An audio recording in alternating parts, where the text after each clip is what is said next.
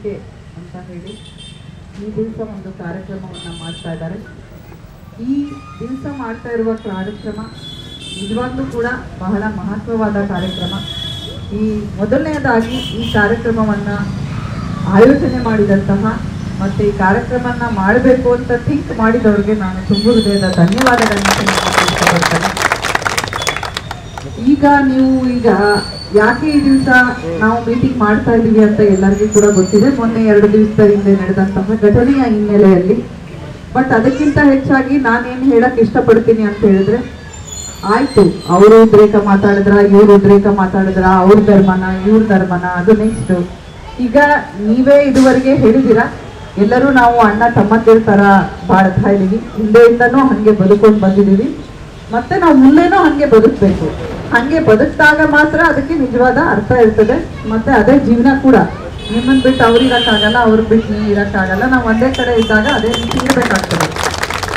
So ಈಗ ಏನು ಘಟನೆ ಆಯಿತು, ನೀವು ಏನು ತಿಳ್ಕೊಳ್ಬೇಕಂತ ಹೇಳಿದ್ರೆ, ನಾನು ಅದನ್ನೇ ಆಲೋಚನೆ ಮಾಡ್ತಾ ಇದ್ದೆ. ನಾ ಎಲ್ಲ ಈ ಹಿಂದೆ ಆಗಿದ್ದ ಘಟನೆಗಳಾಗಿರ್ಬೋದು, ಒಂದು ವಾರದಲ್ಲಿ ನೆನ್ನೆ ಏನಾಯಿತು, ಇದನ್ನ ನೀವು ಏನೋ ಒಂದು ದೊಡ್ಡ ಗಲಾಟೆ ಆಯಿತು, ದೊಡ್ಡ ಕೋಮು ಘಟನೆ ಆಯಿತು ಅನ್ನೋಕ್ಕಿಂತ ನೀವು ಹೆಂಗೆ ಅಣ್ಣ ತಮ್ಮಂದಿರು ಅಂತ ಹೇಳ್ತಾ ಇದ್ದೀರಾ, ನೀವು ಕೂಡ ಜಗಳ ಆಡ್ತೀರಾ, ಕಿತ್ತಾಡ್ತೀರಾ, ಪುನಃ ಒಂದಾಗೆ ಆಗ್ತೀವ ಅಲ್ವಾ? ಸೊ ಅಲ್ಲಿ ನಾನು ನೋಡಿದ್ದೇನಂತ ಹೇಳಿದ್ರೆ, ನಾವು ಈ ಕಡೆ ಮುಖಂಡರಿಗೂ 2 ಕೋಮಿನ ಮುಖಂಡರಿಗೂ ಕೂಡ ನಾನು ಅಲ್ಲಿ ಈ ಒಂದು ಗಣೇಶ ಪ್ರೊಸೆಷನ್ ಹೋಗೋಕ್ಕಿಂತ ಮುಂಚೆ ಮಾತಾಡಿದ್ವಿ. ಅವರಿಬ್ಬರಿಗೂ ಕೂಡ ಕಾನ್ಫಿಡೆನ್ಸ್ಗೆ ತಗೊಂಡಿದ್ವಿ. ಅಲ್ಲಿ ನಾನು ಹೋದಾಗ ಕೂಡ ಹಳ್ಳಿ ಮರದ ಸರ್ಕಲ್ಗೆ ಏನು ಹೋದಾಗ ಕೂಡ ಎಲ್ಲ ಮುಖಂಡರು ಕೂಡ ಪಾಪ ತಾಳ್ಮೆಯಿಂದ ಹುಡುಗರಿಗೆಲ್ಲ ಕಂಟ್ರೋಲ್ ಮಾಡಿ ಎಲ್ಲ ಹೇಳ್ಕೊಟ್ಟಿದ್ರು. ಬಟ್ ನನ್ನಲ್ಲೊಂದು 1-2 ಹುಡುಗರು ಹೇಳ್ತಾ ಇದ್ದಿದ್ದನ್ನ ನಾನು ಹೇಳಕ್ ಇಷ್ಟಪಡ್ತೇನೆ. ಅಲ್ಲ ಅವ್ರಿಗೆ ಅಷ್ಟು ಕೋಪ ಇತ್ತಂದ್ರೆ ಅವ್ರು ಹಂಗೆ ಮಾತಾಡಿದಾರಲ್ಲ, ಹಂಗೆ ಮಾತಾಡಿ ನೋಡಿ ಹೆಂಗ್ ಮಾಡ್ಬಿಟ್ರು, ನಾವೆಲ್ಲ ಎಷ್ಟು ಅಣ್ಣ ತಮ್ಮಂದಿರಂಗೆ ಎಷ್ಟು ಬೆರೆತ್ಕೊಂಡಿದ್ವಿ ಮೇಡಮ್, ಈಗ ಹೆಂಗ ಆಗ್ಬಿಡ್ತು. ಆಯ್ತ್ರಪ್ಪ, ಆಯ್ತು, ತಾಳ್ಮೆ ಇರಬೇಕು ಅಂತ ಆಯ್ತು, ಎಲ್ಲ ಆಯ್ತು. ಏನೋ ಕೋಪಗೊಂಡು ಉದ್ರೇಕ ಆಯ್ತು, ಅವ್ರು ಕಲ್ ತೂರಿದ್ದಾರೆ, ಇವರು ತೂರಿದ್ರು ವಾಪಸ್ಸು. ಬಟ್ ಜಗಳ ಆಡಿದ್ಮೇಲೆ ಕೋಪ ಹೋಗ್ಬೇಕಲ್ಲ. ಸೊ ಅಟ್ಲೀಸ್ಟ್ ಮನ್ಸಲ್ಲಿ ಏನಿತ್ತು ಅದು ಹೊರಗಡೆ ಬಂದಿದೆ. ಅದಲ್ಲದೆ ನಾನು ನಿಮ್ಗೆ ಹೇಳಕ್ಕೆ ಏನು ಇಷ್ಟಪಡ್ತೀನಿ ಅಂದ್ರೆ, ಅವತ್ತೆಲ್ಲರೂ ಕೂಡ ನೋಡಿದ್ರಿ ಏನೂ ಆಗಿಲ್ಲ. ಯಾರಿಗಾದ್ರೂ ಏಟಾಗಿದೆಯಾ ಜನರಿಗೆ, ಯಾರ ಮನೆಗೆ ಜಖಮ್ ಆಗಿದೆಯಾ, ಏನು ಕೂಡ ಆಗಿಲ್ಲ. ಆ ಘಟನೆಗೆ ಏನಾಯ್ತು, ಇಮಿಡಿಯೇಟ್ ಆಗಿ ನಮ್ಮ ಪೊಲೀಸ್ನವ್ರು ಎಲ್ಲರೂ ಇದ್ದಾರೆ, ಸ್ಪಂದಿಸಿದ್ದಾರೆ.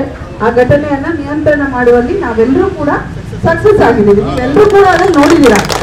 ಸೊ ಈಗ ಏನೋ ಆಗೋಯ್ತು ಅನ್ನೋಕ್ಕಿಂತ ಕೋಪ ಇತ್ತು, ಆ ಸಣ್ಣದಾಗಿ ಹೊರಗಡೆ ಬಂತು. ಹೌದಾ?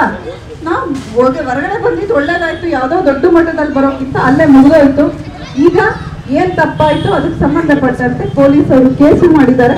ಯಾರು ಅಲ್ಲಿ ತಪ್ಪಿತಸ್ತಿದ್ದಾರೆ ಅವ್ರಿಗೆ ಮಾತ್ರ ನಾವು ಕ್ರಮ ಕೈಗೊಳ್ಬೇಕು. ಈ ಕಡೆ ಹಿಂದೂ ಮುಖಂಡರು ಬಂದಿದ್ದಾರೆ, ಆ ಕಡೆ ನಂಗೆ ಮುಸ್ಲಿಂ ಮುಖಂಡರು ಕೂಡ ಬಂದಿದ್ದಾರೆ. ಇಬ್ರಿಗೂ ಕೂಡ ನಾವು ಮಾತಾಡಿದ್ದೇವೆ. ನಾನು ಕೂಡ ಅವ್ರಿಗೆ ಹೇಳಿದ್ದೇನೆ, ಯಾರಿಗೆ ಕೂಡ ನಾವು ಅನವಶ್ಯಕವಾಗಿ, ಯಾಕೆಂದ್ರೆ ನಾವೇನು ಅರೆಸ್ಟ್ ಮಾಡೋದು ಅಂದ್ರೆ ಈ ನಂಬರ್ಸ್ ತೋರಿಸ್ಲಿಕ್ಕೆ ಅರೆಸ್ಟ್ ಮಾಡೋದಲ್ಲ. ಅಷ್ಟೊಂದು ಜನ ಬಂದಿದ್ರು. ಬಟ್ ಅವ್ರಿಗೆ ಏನಾಯ್ತು, ನೀವೆಲ್ಲರೂ ಇಬ್ರಿಗೂ ಮುಖಂಡರು ಇದಕ್ಕೂ ಈಗಲೂ ಅವಾಗ್ಲೂ ಸಮಾಧಾನ ಮಾಡಕ್ ನೋಡಿದ್ದು ನೀವೇ, ಈಗಲೂ ನೋವು ಪಡ್ಕೊಳ್ಳೋದು ನೀವೇ, ಮಾಡಿದವ್ರು ಯಾರು ಅವರು. ಸೊ ಅವ್ರಿಗೆ ಗೊತ್ತಾಗ್ಬೇಕು, ನೀವ್ ಹೇಳೋದು ಕೇಳಲ್ಲ, ನಾವ್ ಹೇಳೋದು ಕೇಳಲ್ಲ. ಸೊ ಕಾನೂನಿನ ಮೂಲಕ ಕೇಳಿಸ್ಲೇಬೇಕಲ್ವಾ?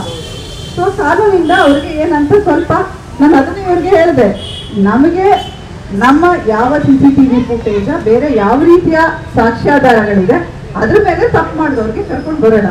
ಬಟ್ ಯಾರು ತಪ್ಪು ಮಾಡಿಲ್ಲ, ಖಂಡಿತ ನಾವು ಅಮಾಯಕರನ್ನ ಕರ್ಕೊಂಡು ಹೋಗ್ಬೇಕನ್ನೋದು ನಮ್ಗೆ ಯಾವುದೂ ಕೂಡ ಇಲ್ಲ.